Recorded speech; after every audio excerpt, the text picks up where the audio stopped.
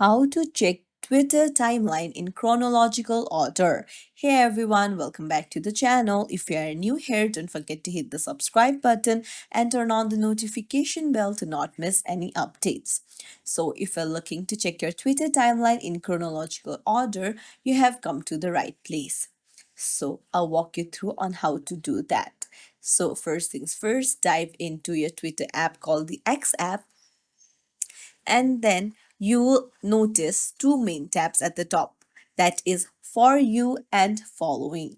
So under the For You tab, tweets are displayed based on the algorithm, which means they can be all over the place. For example, you may see a tweet that was 19 hours ago, 17 hours ago, 1 day ago, or even few days ago.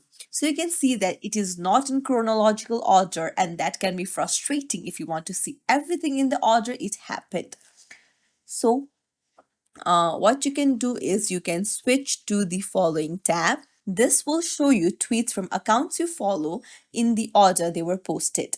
So another thing what you can do is you can go to the search tab and then search for any topic that you want to see that is trending, and then search for it, and then on the top go to latest, and now it will show you the post from the latest ones they were posted, and you can just scroll down.